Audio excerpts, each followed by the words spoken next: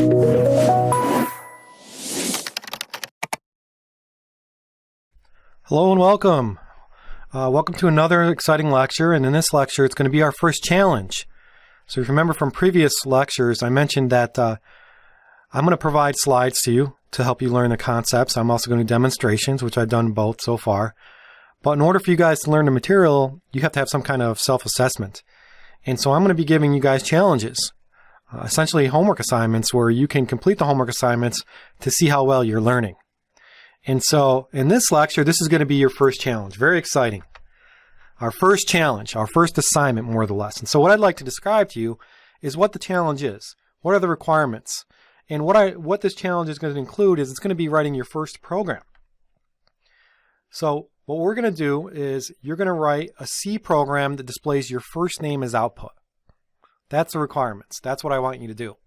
And so in order to complete this task and complete this challenge, you're going to need to do the following things.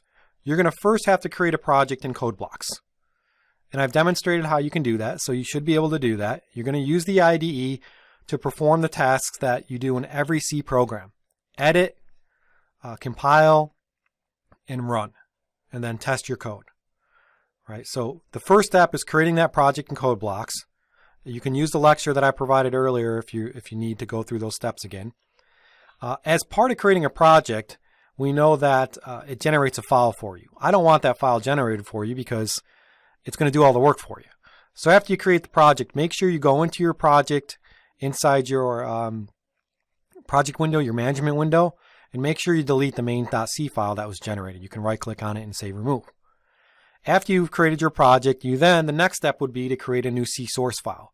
And we know that all C source files end in the .c extension. You should create the C source file in the project that you created, and you should name the source file test. Once you've created the source file, then you're going to have to edit it. You're going to have to actually put some code in there. The code that you put in there is not important. That's not what we're trying to learn in this phase.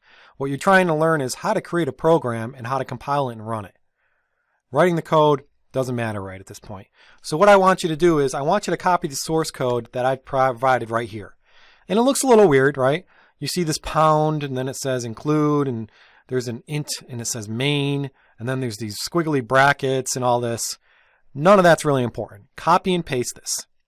The line that is important is the printf, and that's the line you're going to need to modify to display your name. But I've started it for you. I said, hi, my name is. So copy and paste this code into your test.c file.